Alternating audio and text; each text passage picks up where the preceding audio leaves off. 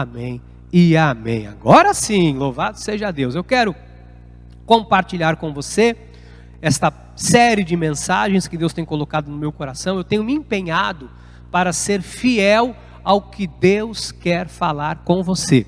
E hoje, a oitava mensagem desta série, construindo um futuro com Deus. Em Jeremias 29:11 diz assim: eu é que sei que pensamentos tenho a vosso respeito, diz o Senhor, pensamentos de paz e não de mal, para vos dar o fim que desejais. Eu quero que você se abra nesse momento para compreender isso. Eu tenho falado já há 8 mensagens sobre esta questão de construir um futuro. Por quê? Porque nós estamos vivendo um novo cenário. Nós estamos diante de algo muito novo. A minha percepção é que o mundo não será mais o mesmo depois desta pandemia, em termos de valores, em termos de comunhão, de realmente dar importância ao que merece importância. Eu vi durante muitos anos, e eu fui uma pessoa assim, que viveu muito para o trabalho, e eu convivi com pessoas que se gabavam, por estarem 10 anos sem tirar férias, 15 anos sem tirar férias, e a gente percebe como isso foi uma atitude tão equivocada. E nós fazíamos isso em nome de sustentar os filhos, de trazer o melhor para dentro de casa. E às vezes um filho cresce e você não tem a oportunidade de estar com ele, de ter comunhão. Ontem eu coloquei nas minhas redes sociais um Reels, e eu e o Gabriel, meu filho caçula, jogando beach tênis.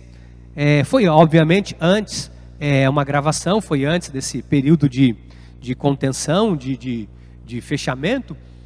E eu tenho buscado sempre fazer isso. Eu faço isso com o meu filho, com o Lucas. Recentemente participei junto com ele de um campeonato em São Vicente. Eu faço isso com a minha filha Ana Laura. Quando eu posso, eu vou ao clube na aula dela e peço para o professor me deixar fazer aula junto com ela, e faço aula com ela, jogo com ela.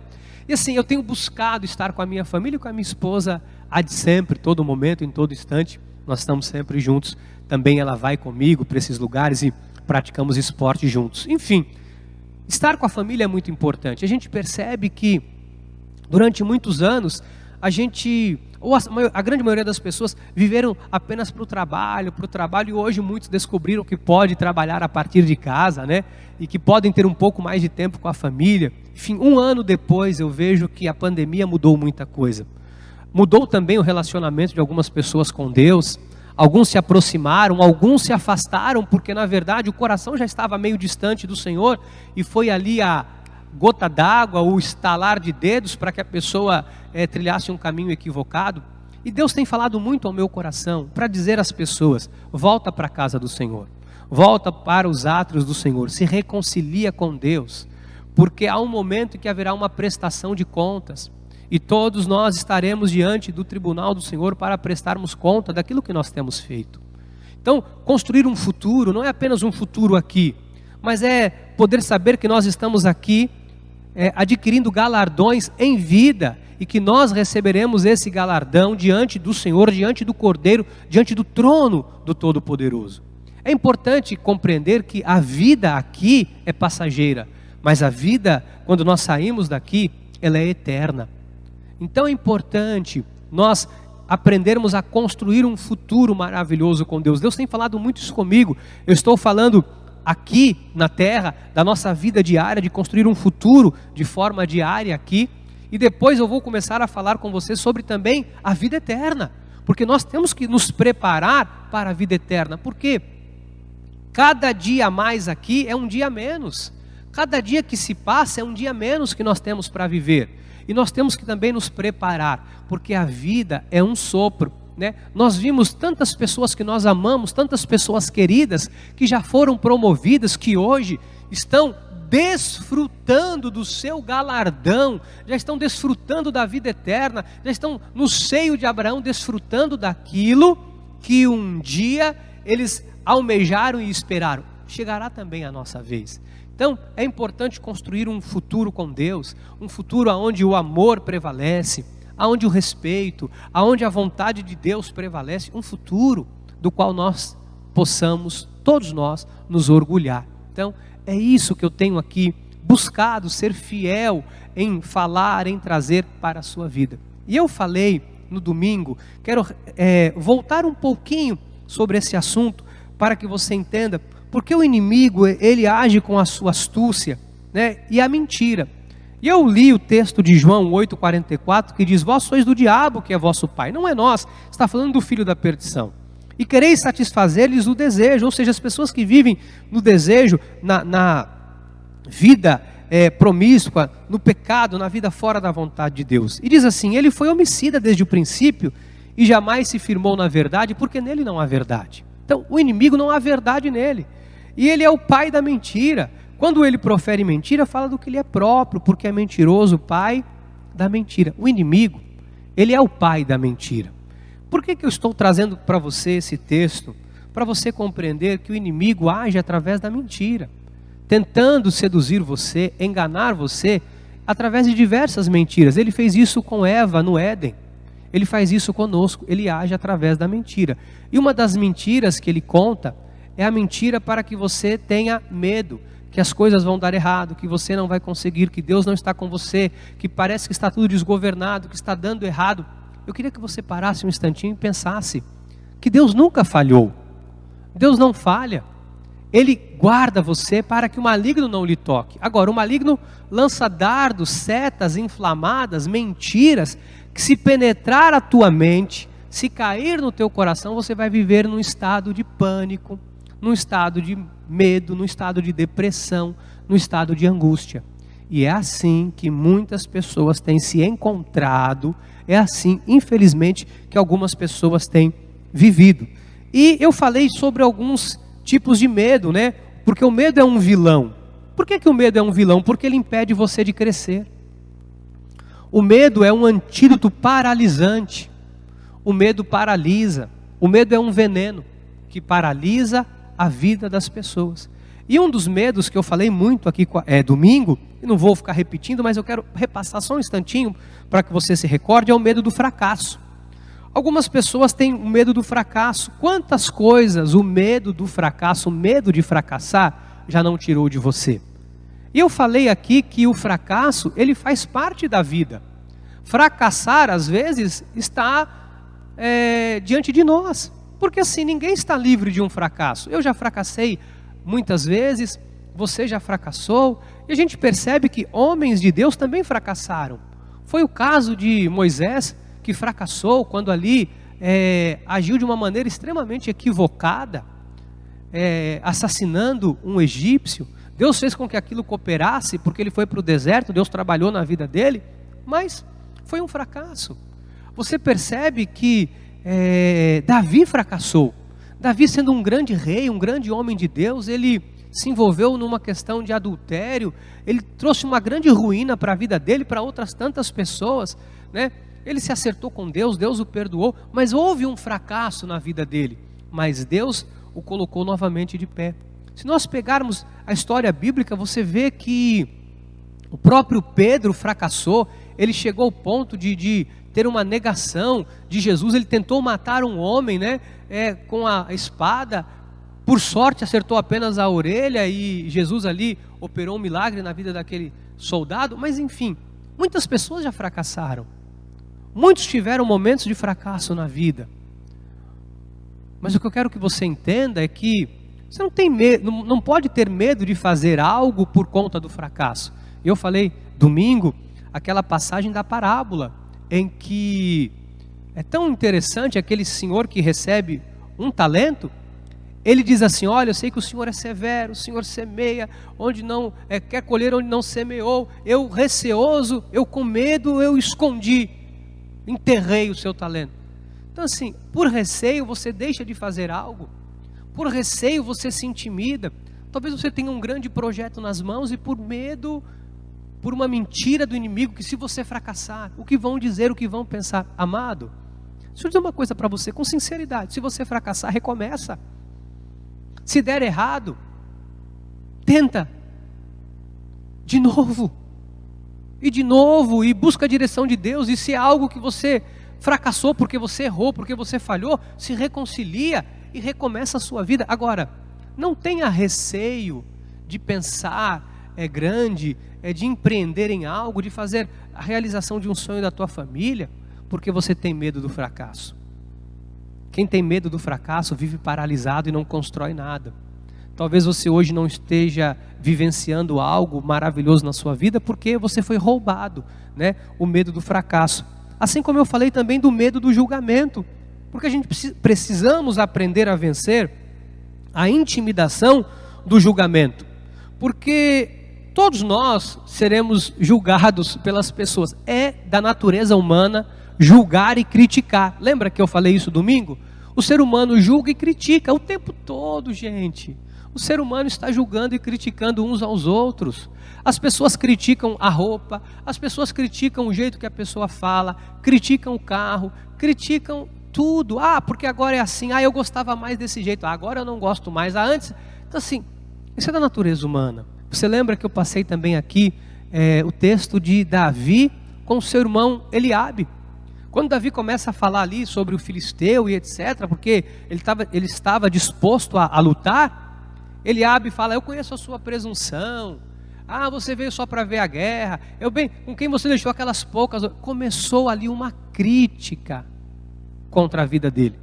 E há pessoas que dizem assim: ah, eu vou fazer uma crítica construtiva. Não há uma crítica construtiva. Construtiva é um conselho.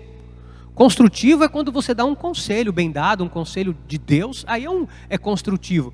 Mas geralmente a crítica, ela paralisa, ela intimida. E aí, por conta do medo, do que vão pensar, do que vão achar, do que vão fazer, do que vão dizer, você deixa de viver a sua vida. E talvez você deixou de fazer um monte de coisa para você, com medo daquilo que os outros iriam dizer a seu respeito. Então, é muito importante você rever isso. Se você não assistiu o culto de domingo, eu peço, por favor, assista para você se inteirar de tudo isso que eu falei. Eu falei sobre o medo da rejeição. Todas as pessoas que matam seu futuro, matam porque estão agarrados a um sentimento, um sofrimento, porque foram rejeitadas. Amados, a rejeição, ela em algum momento nós vamos sofrer também. A rejeição, ela é natural. Por que natural, bispo? Porque ninguém é unanimidade. Jesus não foi unanimidade. O próprio Jesus foi julgado. Eu falei domingo, chamaram ele de Beelzebu, chefe maioral dos demônios. Então, o julgamento, Jesus disse: olha, não há profeta sem honra, senão na sua própria casa. Ele diz: eu deixei de fazer muitos milagres aqui por conta da incredulidade, ou seja, do julgamento daquelas pessoas, dizendo: mas ele não é o filho do carpinteiro? Oh, mas esse aí não é o filho do carpinteiro? Então veja, o julgamento, ele existe, gente. Ele sempre existiu e ele sempre vai existir. A rejeição existe sempre. Eu passei por rejeição. Eu passei pela rejeição do meu pai.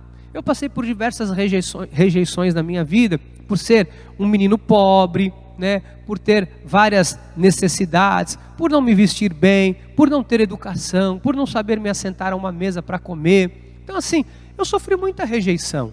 Agora, eu não fiz disso algo para destruir a minha vida, muito pelo contrário. Eu entendi através das palavras do Senhor que o próprio Jesus foi rejeitado. Ele veio para os seus e os seus não o receberam, não o recebeu. Jesus não foi recebido pelos judeus. O povo judeu que estava esperando o Messias, quando o Messias veio, rejeitou, porque achou que o Messias não podia ser daquele jeito.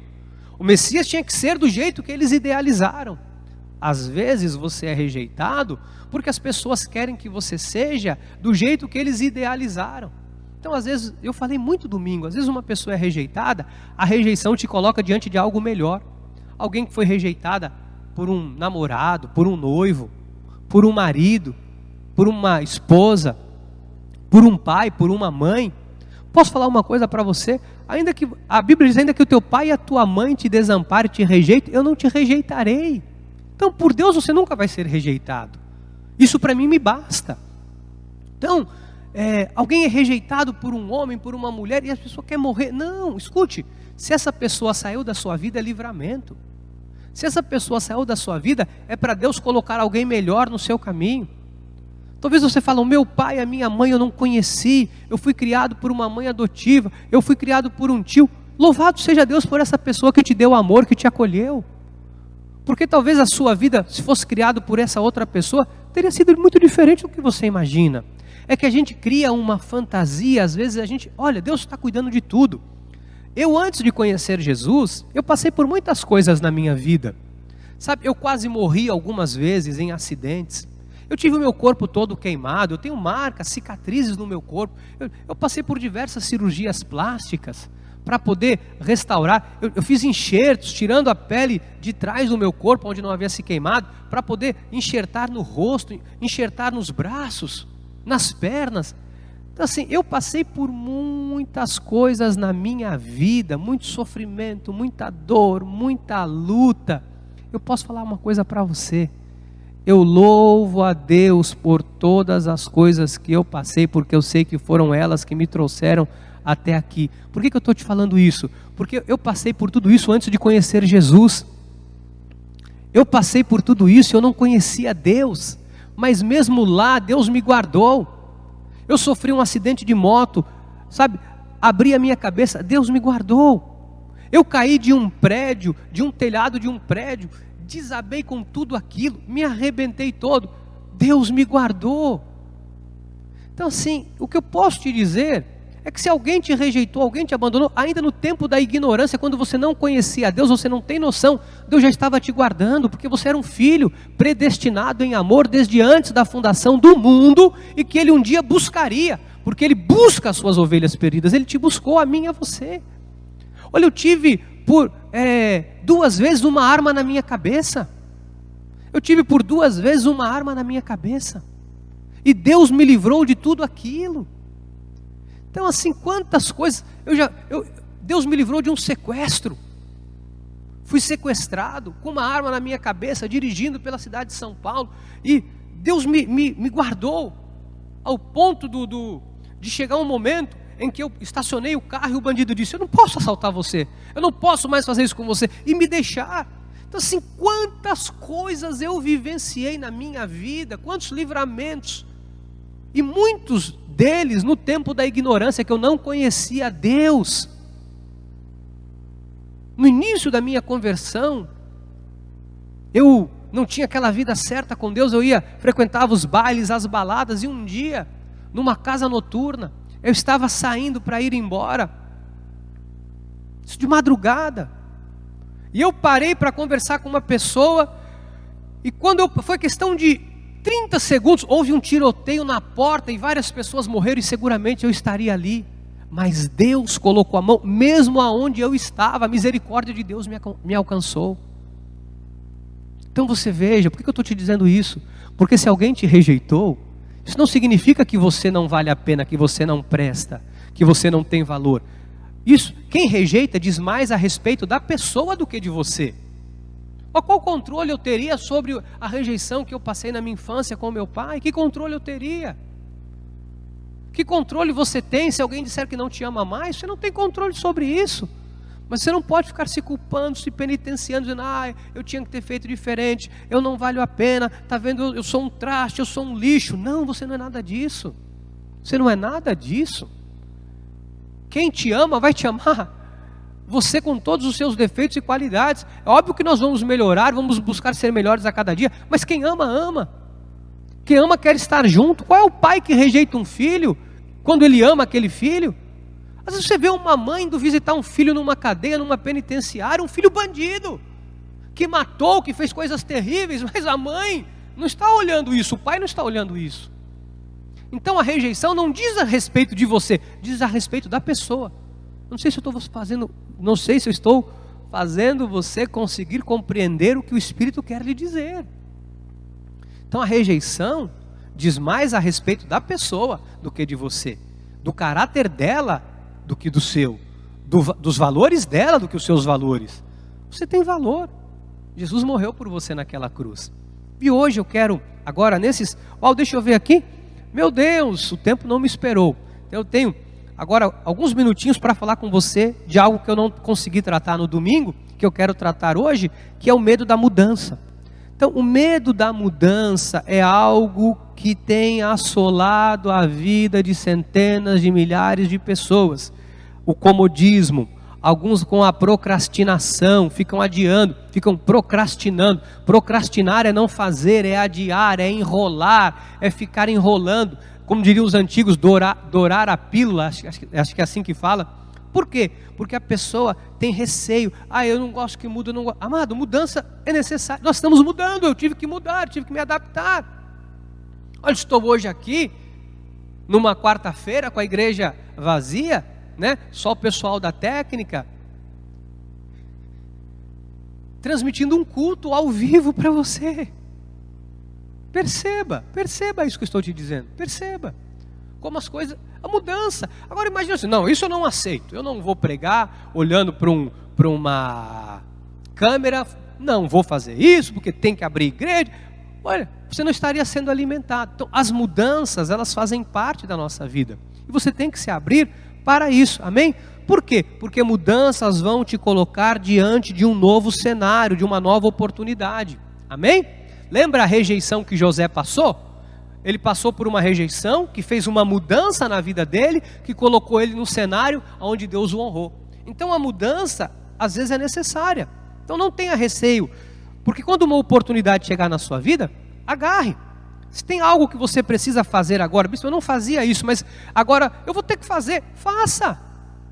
Bispo, eu tenho que me readequar, se readeque, até às vezes, até na questão financeira. Olha, bispo, eu tinha um gasto assim, agora vou ter que conter um pouco mais. Contenha-se, é o momento de contenção, contenha-se. Então assim, não tenha receio da mudança, não tenha medo da mudança. Toda mudança no início é um pouco difícil, mas depois que nós nos engajamos, tudo vai muito melhor, amém? Nós temos mudado um pouco o cenário aqui da igreja. Em breve você vai começar a ver, nós estamos fazendo algumas alterações aqui na igreja. Por quê? Bispo, você tem coisas que assim, eu sou muito, quem me conhece sabe, eu sou muito Caxias, eu sou muito tradicional com muitas coisas, mas eu também estou aberto para aquilo que Deus quer fazer e manifestar. Ou seja, eu sou aquela pessoa que eu gosto das coisas sempre do mesmo jeitinho. Mas eu sofri várias mudanças. Eu tinha um púlpito aqui, o pessoal brincava que parecia uma mesa, mas eu tinha uma tela de computador com os meus versículos, o meu lugarzinho de água para eu beber minha aguinha, o meu lugar, tinha tudo. Puseram este púlpitozinho aqui, de plástico, eu me adaptei. Aí depois nós estamos mudando um pouco o cenário da igreja, né? Estamos mudando agora a questão da parte de cor da igreja. Por quê? Porque na filmagem, como nós estamos transmitindo, como hoje, além da igreja física, nós temos uma igreja virtual enorme, numa proporção muito gigantesca, que nós temos hoje. Então eu tenho que também fazer o quê? Mudar a cor de fundo da parede, alterar as coisas. Para quê? Para quando a pessoa que está em casa assistir, ter uma qualidade de transmissão melhor. Enfim, tudo isso são mudanças. Agradam a alguns, a outros não, mas são necessárias. Por quê? Porque nós estamos vendo um bem maior, que é a obra de Deus, alcançar pessoas, levar a palavra de Deus. Tudo tem uma razão e um motivo. Por isso que a Bíblia diz, em 2 Coríntios 5,17, e assim, se alguém está em Cristo, e eu e você estamos, é nova criatura. Então nós somos novas criaturas. As coisas antigas já passaram, eis que se fizeram novas. Não sei, tudo se fez novo. As coisas antigas passaram. Então a gente tem que entender que há um momento agora, há um caminho novo para percorrer, há uma jornada nova para se andar, há coisas novas para nós fazermos, e nós temos que nos adaptar. E as mudanças, muitas vezes, no início não são muito agradáveis. Algumas não são, mas são necessárias para que a gente possa alcançar o nosso objetivo maior, que é construir um futuro maravilhoso com Deus. Filipenses 3, versículo 13 diz: irmãos, quanto a mim, não julgo havê-lo alcançado, mas uma coisa faço, esquecendo-me das coisas que para trás ficam e avançando para as que diante de mim estão. Então, essas duas referências bíblicas do apóstolo Paulo é uma indicação que o velho não pode transformar mais a sua vida. O que o velho pode fazer por você? Quando eu digo velho, é o passado, mais nada, a não ser ter te ensinado muitas coisas para você não não recorrer aos mesmos erros, né? Não cair nos mesmos erros, não é verdade? Agora, quando eu leio isso aqui, essas duas referências bíblicas me fazem entender o seguinte, que o passado não pode transformar mais nada na minha vida. Eu tenho que viver o novo. Vivo o novo. Nós temos que viver o novo. Nós temos que viver o novo. E qual é esta proposta de Deus? É você ter a coragem, a ousadia que Abraão teve. Porque Abraão viveu o novo de Deus. Abraão se lançou diante do novo do Senhor e ele viu a promessa se cumprir na vida dele. Eu queria caminhar para os minutos finais te dizendo isso. Se você quer ver o novo de Deus, se você quer construir um futuro brilhante, não tenha medo da mudança. Há alguns processos de mudança. Eu vou falar um pouquinho sobre isso domingo, sobre o processo da mudança, como que a mudança se inicia, por que que em alguns momentos a mudança é difícil, porque às vezes nós temos muita resistência em mudar, às vezes é uma parte do nosso ego, uma parte é aquela questão do julgamento, do que vão dizer, do que vão pensar, do que vão falar, é o medo do fracasso. Então tudo isso está relacionado à mudança, que eu vou falar um pouco sobre isso domingo para vocês, ok? Agora, olha só o que acontece na vida de Abraão. Uma promessa, Gênesis 12:1. Ora, disse o Senhor a Abraão, Abrão aqui ainda, né? Sai da tua terra, da tua parentela, da casa de teu pai, e vai para a terra que te mostrarei. Então, a proposta de Deus para Abraão era uma nova vida, era um futuro novo, um futuro com Deus. É o que Deus tem para mim e para você. Deus disse, sai. Quando eu li isso aqui, o Espírito falou ao meu coração, quero compartilhar com você. O Espírito Santo de Deus falou isso comigo. Quando Deus diz assim, sai da tua terra, da tua parentela, talvez você pense, será que eu tenho que sair da minha casa? Será que eu tenho que sair do meio da minha família? Será que eu tenho que sair da casa do meu pai, da minha mãe? Será? Pode ser que seja. Aí Deus vai falar ao seu coração e vai testificar. Mas, quando a palavra de Deus diz, sai da tua terra, da tua parentela, significa, sai desta zona de conforto. Sai deste pecado. Sai desta vida errada, sai deste distanciamento que você está com Deus, sai deste medo de julgamento, sai desta procrastinação. Você entendeu? É um saia disso e vai para a terra que Deus te prometeu, vai para esta vida nova que Deus te prometeu, sai dessa. Entre outras palavras saia desta situação crítica, saia desta crise financeira, saia deste problema familiar, saia desta doença, se livre desta doença, se livre deste mal, saia da tua terra, sabe, saia do meio de tudo isso que te oprime e vai para algo grandioso, extraordinário, maior, superior, que Deus tem preparado para você. É isso que Deus está falando para Abraão, porque a realidade de Abraão era essa. E quando Deus diz, sai de tudo isso, Deus está dizendo para você hoje, sai de tudo isso. Sai deste medo de não vencer. Sai desta tristeza da rejeição. Sai desta tristeza porque alguém te criticou, porque alguém te julgou. Sai disso. Sai desse estado emocional de abatimento, sai disso. Sai deste estado de tristeza constante, sai disso. É isso que a palavra de Deus está dizendo. Sai disso. Nós temos que sair disso, amados. Nós temos que sair disso. Amém? E o que Abraão fez? Ele saiu da zona de conforto dele. Porque a zona de conforto não nos dá nada. Zona de conforto é mediocridade, igreja. Zona de conforto é mediocridade. Você sabe que a minha maior luta ao longo de todos esses anos, vocês não têm noção do que porque assim, eu não posso falar as coisas que eu sofri ao longo da minha vida ministerial, que algumas pessoas arrancariam os cabelos. Mas vocês não têm noção do que eu já apanhei, ao longo de 19 anos, por fazer coisas dentro da igreja. Ou vocês não sabem o que eu já apanhei, de pessoas xingando, julgando, criticando, por querer empreender na obra de Deus. Os irmãos não têm noção. Quando eu comprei aqui em Itanhaém, um terreno que hoje é o estacionamento da igreja, graças a Deus nós temos um estacionamento, há um projeto grande para aquele lugar. Quando eu comprei aquele terreno, eu fui criticado.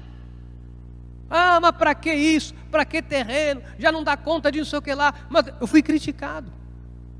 Você sabe que um dia eu mandei feliz da vida uma imagem, uma foto. Quando eu fui pavimentar, nós compramos aqueles blocos, os mesmos que tem na rua, nós compramos da empresa.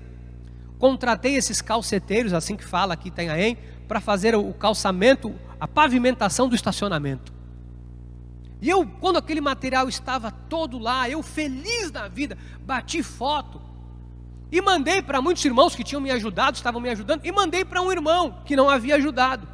Mandei, mas não mandei, porque eu mandei para todo mundo da igreja. Eu recebi uma mensagem que dizia assim: para que isso? Tanta gente morrendo de fome. E eu pensei, gente, mas a culpa das pessoas morrerem de fome é minha? Porque eu estou pavimentando o estacionamento da igreja, a culpa é minha? Que as pessoas estão morrendo de fome. Eu fui julgado porque eu estava pavimentando. Quantas vezes eu fui julgado por reformas que eu fiz na igreja? Sabe, por querer ver a casa de Deus bonita. Quantas vezes as pessoas me criticaram porque eu fiz uma reforma, mudei a recepção, mudei isso, mudei aquilo, põe banco de madeira, porque eu digo, agora banco de madeira, é muito caro, para que banco de madeira? Aí eu mando estofar, mas por que estofou? Gente, eu não tenho medo de mudança. Mas tem pessoas que estão na zona de conforto, elas não querem mudar. Tem pessoas que não querem mudança. A tua mudança, escuta o que eu vou lhe dizer. Estou adiantando um pouco do que eu vou falar domingo. A tua mudança incomoda as pessoas. O teu crescimento incomoda quem não se mexe. O teu crescimento, sabe, ofende quem não muda e não faz nada para mudar. Olha, você precisa saber disso. Você precisa saber disso. Então a mudança é necessária. O que Abraão fez? Hebreus 11, 8. Pela fé Abraão, quando chamado, obedeceu a fim de ir para um lugar que deveria receber por herança. E partiu sem saber aonde ia. Ele partiu, irmão. Às vezes nós não sabemos aonde vai dar o que nós começamos. Eu falava ontem com o irmão de Santos. Eu falava ontem com alguns irmãos aqui em Itanhaém. Eu vou comprar uma casa em Santos, eu vou derrubar, eu vou construir uma igreja própria em Santos, porque eu me recuso a pagar aluguel. Olha, isso pode ser ofensivo, mas o bispo é maluco, a essa altura da vida, o que ele pensa? Eu penso que Deus quer que eu lute, que eu esteja adiante deste grande exército de filhos e filhas de Deus na Baixada, como nós vimos agora no vídeo, há pouco. Se você não assistiu, eu vou passar no final do culto de novo, porque profeticamente foi dito que isso aconteceria. Eu não vou me furtar de trabalhar, de me dedicar, de fazer, mas eu não tenho medo do trabalho. Eu não tenho medo de mudança, eu não tenho medo de me dedicar, eu não tenho medo de nada, porque eu sei quem é a minha capacidade, a minha suficiência, vem de Deus, vem do Senhor. A tua também vem dele, a tua capacidade, a tua suficiência vem de Deus, meu irmão, minha irmã. Olha, não é a tua força humana não. Olha, eu não sou forte humanamente falando. Eu não sou forte humanamente falando, muito pelo contrário, eu tenho um monte de limitações, mas com Deus eu estou apto e pronto para guerrear. Você também. Não é a sua estatura física, não é a tua condição financeira, não é a tua condição cultural, é Cristo em você, a esperança da glória. E é por isso que nós vamos ter um futuro maravilhoso com Deus. Amém? Então, olha o que diz a 1 de João 4,18. No amor não existe medo. Antes o perfeito amor lança fora o medo. Ora, o medo produz tormento, logo aquele que teme não é aperfeiçoado no amor. Então, nós temos o amor de Deus, somos aperfeiçoados no amor, não temos que ter medo. Não tenha medo da mudança, tá bom? A mudança às vezes no início pode parecer ruim, mas ela vai te colocar num cenário muito melhor. Toda reforma no início é desagradável. Nós estamos fazendo algumas coisas aqui na igreja, aproveitando esse momento para fazer algumas adaptações. Não é agradável. Não é. Ontem, terça-feira, tivemos um dia de trabalho aqui, não foi nada agradável, mas tenha certeza, o resultado final será maravilhoso. Eu encerro com aquilo que aconteceu na vida de Abraão e que vai acontecer também, e já tem acontecido na sua. Gálatas 3:7. Sabeis, pois, que os da fé são filhos de Abraão. Ora, tendo a Escritura previsto que Deus justificaria pela fé os gentios, nós pré-anunciou o Evangelho a Abraão. O que Deus anunciou? Em ti serão abençoados todos os povos. De modo que os da fé, somos nós, gentios, predestinados, são abençoados com o crente Abraão. Você tem a bênção de Deus. Olha, no nosso ministério nós não falamos Deus te abençoe. Se você tem esse hábito, mude, por favor. Irmão, Deus te abençoe, Deus te abençoe. A Bíblia diz que você foi abençoado. Comece a confessar por fé. Você é abençoado. Você vai falar para o teu filho: filho, vá, Deus te abençoe. Não, fala: filho, vá, porque você é abençoado. É diferente, é diferente. Bispo, pois eu sou muito... Amado, vamos alinhar a nossa confissão. Não, eu acabei de falar, não tenha medo de mudança. A mudança começa com hábitos como esse de confissão. Mas é que eu sempre falei assim: Deus te abençoe. Não fale mais.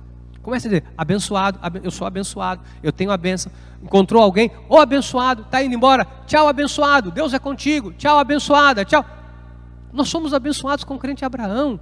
Sabe por que nós somos abençoados? Porque Abraão partiu, sem saber para onde ia, e ele foi, e Deus respaldou a atitude dele. Eu encerro te dizendo: você é abençoado. Não tenha medo. Não deixe o medo frustrar você. Não deixe o medo paralisar você. Não deixe o medo impedir você desta mudança que será tão significativa na sua vida. Bispo, tenho vergonha de falar, a minha família saber que eu estou indo na igreja, tenho vergonha das pessoas me verem. Amado, se assuma como um cristão verdadeiro. Se assuma como um cristão. Mas eu tenho vergonha porque eu ainda tenho muita falha, eu tenho muito defeito. Seus defeitos serão todos tratados e trabalhados por Deus, mas assuma quem você é em Cristo Jesus, e Deus vai te honrar. Eu encerro dizendo que a boa e poderosa mão do Senhor está sobre a sua vida, e Deus tem um futuro brilhante, separado e reservado para você. Toma posse, receba isso em nome de Jesus. Que a graça, a paz, a misericórdia e o amor do nosso Senhor e Salvador Jesus Cristo sejam com cada um de vocês que amam sinceramente a Deus, em nome de Jesus. E até esses dias nós vamos passando aqui a nossa agenda. Bem, fica firme, vamos continuar construindo esse futuro com Deus. Nós não vamos ter o nosso louvor final, porque eu vou passar o